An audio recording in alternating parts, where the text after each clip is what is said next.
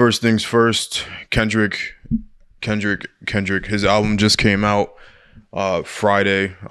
Just came out yesterday. So, yeah, Mr. Morale and the Big Steppers, double disc. Even though We don't I didn't this really, anymore.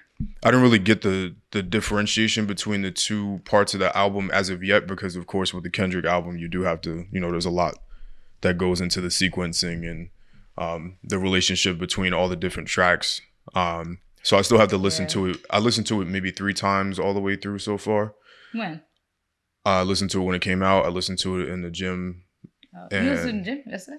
Yeah, I listened to the whole album in the gym, and I listened to it this morning. So even still going three times all the way through, there's still so many different things to catch. So you still haven't really made that connection yet for the double sides? Not for that, but like in overall, what I got from it. I mean, first and foremost, let me just say how I feel about the album. I thought that the album was phenomenal. So when these type of artists drop these types of albums, it just makes me really realize how much I don't like other people's albums, because you could tell when somebody really takes the time and effort into every single song, and even down to the ad-libs and the different vocals and the changes in instrumentation, all those different weird nerdy music things that I personally love. You can tell when you go listen to that type of album and then you go and listen to what everybody else makes, and it's just crazy because like it gives me more of an appreciation, because it's crazy because with this album it's like I'm going back to look at albums that recently came out, and then I'm like, I really like this album, but now Kendrick's album is making me not like the other album. And the funny thing is, I know I always bring up Drake, but even sometimes when stuff like Kendrick drops, I'm like, wow, Drake is really kind of mid now. Because the old him, I feel like, was really good. The new him, but yeah, maybe that's a bad example. But that's just my example because I have a vendetta. Yeah, so the album was great. I really enjoyed it. Me personally, Kendrick doesn't have a huge discography, but I liked it a lot better than Damn and To Pimp a Butterfly. To be honest, I think it kind of was like a more refined version of both of those albums put together. Did you like Damn? I like Damn a lot. The thing I didn't like about Damn was that I wasn't like super huge fond of like the production on it. Yeah, that's why I was asking. I feel like the production is so different from this album than that one. Yeah, this one sounds like a lot like richer, and there's a lot more to it. Like Damn felt more poppy, right? Like more mainstream. I don't even know how to describe it. It's just like the way it was mixed, the sonics of it all. Like it was great. Like I love the song Love on Damn, but like the beat, and the beat isn't bad. Like all the beats are good, but they're like, it's just different when you compare two different things. Yeah. It's like, I can appreciate those songs for what they are, but then when you compare them to like this kind of stuff, it's nowhere close in my opinion. I feel like his discography kind of reminds me of Kanye. I know I always bring up Kanye, but in the sense that each album has its own like feel. Really? Yeah. It does. Like I feel like he evolves. Like it's funny because people complain about how rappers don't evolve, but then they complain about Kendrick evolving and trying new things. But I don't even think he tried anything new, which is the crazy part. Like in the intro when that crazy beat came in and it was all over the place and chaotic, it reminds me of this one song from Section 80 where the beat is all over the place and chaotic. So it's like just a more refined version. I thought it was like a really good album. I put it number 2. Obviously, I don't think any rap album ever in history, maybe Reasonable Doubt, maybe. I mean, like in terms of rap albums, and this is just personally, because I know people throw Illmatic top 1, whatever. Me personally, because I didn't grow up in that generation, I put Good Kid, Mad City as the best rap album of all time. Of all time. Of all time. It was a really, really good album. It's up there, but of all time. Of all time. I mean, I think that's a fair. Yeah. Response. It's a fair rank. Listen, I could get killed all day. Even above My Beautiful Dark Twisted Fantasy. Yeah. I think is that second for you? My Beautiful No.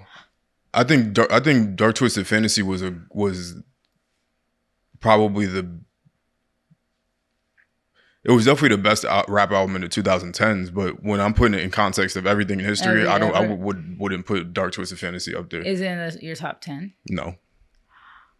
I'm shocked. But I listen to music differently than you. So for me, my rap albums, I'm putting in Eminem and Nas and 50 Cent and like mad other different rappers that have better albums. And that might not be something you listen to or other people listen to, but they still get placed up there for me. Okay, that's fair. Everybody, you know. And I hate... Kid, M.A.a.d City is definitely top 5 for me. I hate, and not saying this about you, but I hate people that like don't... They don't know music. Not that, but I hate people that don't... What's the best way to put this? They don't... One, I hate people that don't accept change. So a new artist can make an album that's better than artists that came out previously. People don't want to do that. Like, people don't want to say that today's basketball players are better than the past basketball players just because they hold on to the nostalgia. But literally, if you put Kevin Durant back on any team in 1962, he's averaging 100 points and 90 rebounds a game. And I feel Isn't it crazy? Like, you'd be like, oh, he's better than Michael Jordan. And everybody's like, ooh, no, not better than Jordan. It's like... He might be. Yeah, that's the thing. It's like he really might be like. And like we got, like you said, you gotta let go of that nostalgia. Yeah.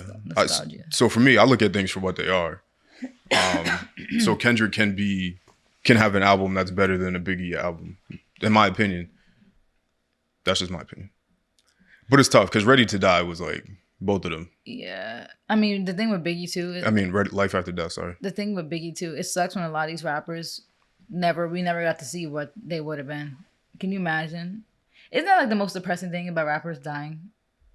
There's so much music that we probably would have never thought that we would have got. Like, can you imagine having a full discography from Biggie? Yeah, it would have been nuts. Tupac, X, like just mad people. It's a shame. X being in there is funny. I know, right? It's like, how do you go from that? No, but I know because where he was going and the way he was progressing melodically and the types of music he was making he was on a path. But yeah, it sucks. But yeah, I thought the album was excellent. Yeah. I think I still need to sit with it and break down the lyrics because with an album like that, I'm gonna be listening to this like 20 years from now. I think too, once you actually like let the album marinate a little bit, then you'll be able to really give a full like. I know you ranked the second to Good Kid, M.A.a.d City. But yeah, sometimes once it evolves. You might have a different ranking. Nah. Sometimes you have to go back and listen to other stuff too. For me, I feel like I have to do that sometimes. Like when I rank an album, sometimes I have to go back and listen to the other albums. Yeah, the only reason I won't rank it above Good Kid is literally because of the story thing. Like I don't think you ever would do that. I literally feel like they should have made it, and it was discussed amongst Twitter at least. I don't know if there were any legitimate business meetings, but it was discussed turning that into an actual movie because the album from front to back, you can listen to it all the way through and the story is being told all the way through from different perspectives and that whole thing that he did on the part 5 where he's rapping from other people's perspectives, that was something he did on Good Kid, M.A.a.d City when he was rapping from his friend's brother's perspective where he's like talking about his brother getting killed and like you putting his name in the song and blah blah blah blah. But what was that? What song am I thinking of? Yeah, I'm thinking of The Art of Peer Pressure. I'm pretty sure is what I'm thinking of. Or he might have done it on he's done that on Section 82 when he was rapping from the perspective of women, like God, like there's just so many times he's done this, but that's why I feel like this is just like a well-refined version of like all of the creative things he's ever done. Yeah. It was just like, and then everybody talks about the engineering. Yeah, the engineering was nuts. Like the album was literally crisp. It's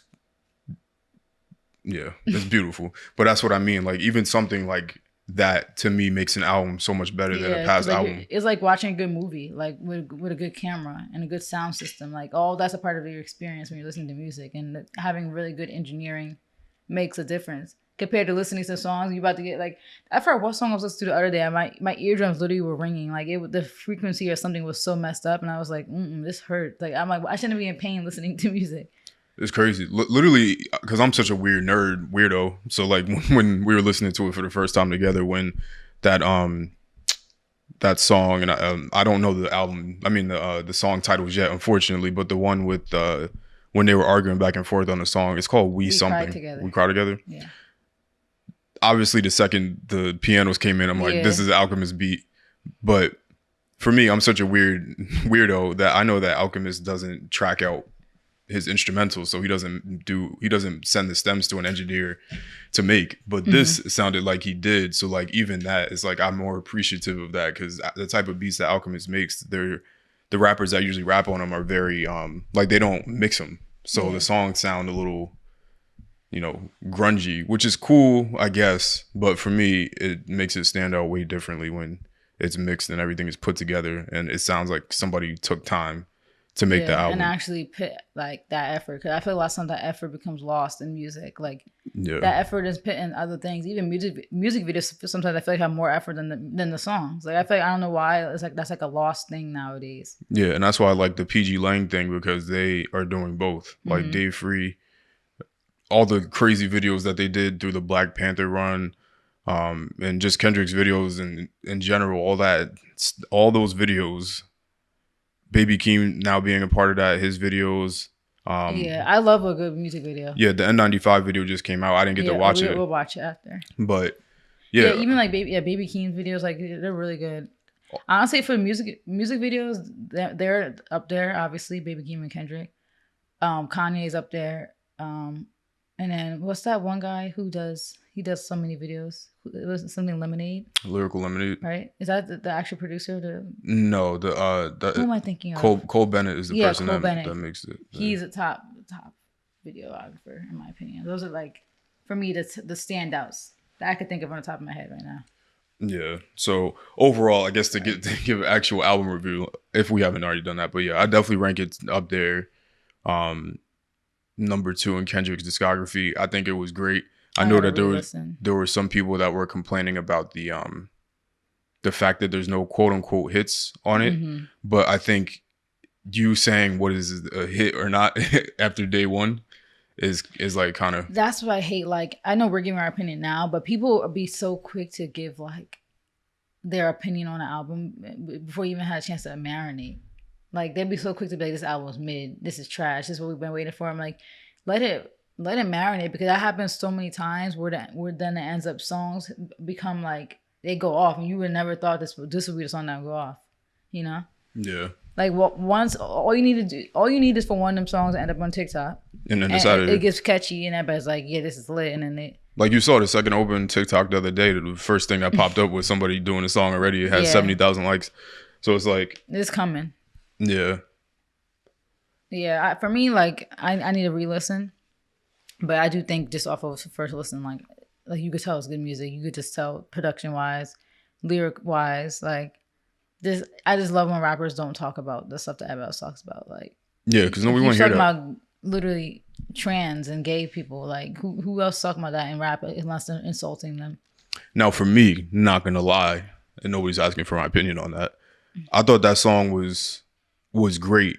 I don't particularly care for that topic, but like you said, the fact that he talking about it is, and somebody's gonna be out there and relate to that. Yeah, there's a lot of people that tweets already. People were, and it's crazy because people were thinking that he was insulting. Yeah, but then the literally was somebody that was like, he was in tears listening to the song because he's happy for representation or something, or just hearing a rapper talk about it. I'm like, wow, like, yeah. People just be so quick to think that he's insulting somebody. And he wasn't. Like, that's the thing, because if you actually listen, because that was the song I actually listened intently on every single lyric the first listen through. And he was saying how, like, they were young, stupid, ignorant, and using these words, not knowing the moments. In the Black community, because we all do that. Like, I never said that word, never. But, you know, I know that's a thing in our community, especially when you're gone. Yeah, he's just highlighting that they were throwing out those words. Meanwhile, his aunt was...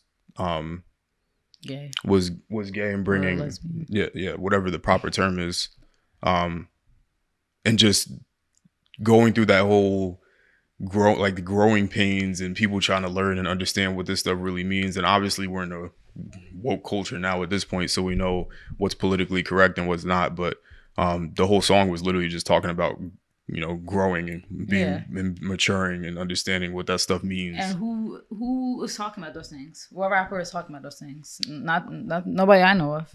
Yeah. So that's like, that was just my first impression. Like, of course, I knew Kendrick wasn't gonna disappoint and not have like politically driven type of music, but yeah. And it's funny too because I saw somebody complain. You saw a tweet I read to you the other day where she was like, "Drake's a breath of fresh air because he doesn't do the conscious rap." And then you were like, "How is that a breath of fresh air?" Less like the state of rap today. Nobody is rapping conscious rap. Like that's what is she talking about? The thing, even further to that point, like why bring like it's just weird. Most people, even super lyrical people, don't do conscious rap. They don't. Literally. If you think about who's this conscious rap, let's think. Obviously, Kendrick, J. Cole, and that's it. Yeah, right. In terms of people that are popular. Think about like if you think about like I always talk about Kanye, but Kanye doesn't necessarily do conscious rap. He just talks about current issues. I don't even know if J. Cole does anymore. Yeah, right. I don't really think that there's anybody that's like she's popular acting like that's the whole industry. Like I'm like that's a minority at this point, and it never was conscious rap was never a majority. It wasn't. Never. So I'm like, what are you talking about? A breath of fresh air? Like people just be talking. I'm like, take Twitter away, Elon's gonna make it more accessible. But that would be great if he bought it and then deleted Twitter. Right? I would. I actually wouldn't be upset. I wouldn't mind. I literally wouldn't not be mind. mad. That would be the most beautiful as thing long as ever. I can save all my pictures beforehand. That would be the most beautiful thing ever. If he sent you a file where you have all your data and I can have all my pictures and tweets, I'll be fine with that. Delete the app today. To get in my weird business talk real quick. He unfortunately, if he had the money to buy the company by himself, he would be able to do that. But unfortunately, because he has to bring in investors to take it private, he can't. He wouldn't be able to do that without their. Oh, you can like. I didn't know you could do that. You could reverse IPO. Yeah. Mm-hmm. Interesting. Yeah, you could. Because what you have to do... Has like any major company have ever done that? Yeah, and I wouldn't be able to tell you off the top of my head. But yeah, if you raise enough money to buy... Because technically what they have to do is, as Elon and the other partners that help to take the thing private, they basically have to buy everybody... The dividends, all the stockholders' shares. To pay them. Yeah, pay them their shares and then take all those shares off the market. It's basically a buyback of stocks, and then you could... private the company. But anyway, album was great. If you haven't listened to it already, I don't know why you're on this video. So, podcast. I know people could relate to We Cry Together. Yeah, that song was fire. Us. That song was super fire. That was I mean, it's toxic. Like I said, when I was listening to it, it gave me like anxiety because I'm like, people really be arguing like this. Like it's just. I think it's very like it's funny because somebody said, "Oh, this is representative of our generation." I'm like, "Nah, this is representative of every generation. Every generation fights about stuff like this and it fights like that." But it's just sad because that's literally so many relationships. Like it's actually sad, and I think that's normalized. And a song like this, it makes me wonder if a song like this will make people realize how bad it is, or if it makes people realize that this is normal. Me and my boyfriend argue like this, so I guess it's normal. Because Kendrick highlighting it, it's like, nah, Kendrick is highlighting the negativity of it. Yeah, and he may not even be... he might not even be in a toxic relationship. Well, he might, though, because I heard he cheated on his fiance. Right, which I would highly doubt that song was about them. But he probably was rapping about... because he could have been talking about what he saw growing up. And that's the thing about art, is that people will listen to a song, especially with somebody like Kendrick, like I said before, that has rapped from other people's perspectives all the time. Like that whole song could have been about him and his mom and his dad, or like aunt, or some other family member, or just something that he's seen in the past, or just friends. He might have seen like a friend. Yeah, it could have been anything. Yeah. Like he's the one performing it, but not necessarily, the story isn't necessarily coming from his perspective all the time. But that's what I mean. Like when you listen, I think the song was supposed to invoke emotion of like, this is not cute. Yeah, and toxic. And that's what I think he does a pretty good job about with making conscious rap, but like we dance into it. Like we always reference swimming pools with the whole song is about alcoholism and drowning in alcohol addiction, but we sitting there, dancing to it. Yeah, swimming pools is great. Yeah. And I think this is another one of those sorts of things. He did an equivalent of that was the N95 song, which is the second song in the album, where literally in the beginning of the song, he's like, turn off the gossip, turn off your Wi-Fi, turn off your money phones, like kill the memes, like kill all that kind of stuff because people are just dumb. But the beat is up tempo, Yeah, and so people gonna be like, Baby Keem and Boy Wonder made it, and additional producers. I don't mean to exclude them, but yeah, you know, he does a good job of like making the super conscious songs, but also making conscious songs with a good beat behind it, or not good beat, but popular type beat that people can turn up to, I guess. But yeah, I like the album a lot.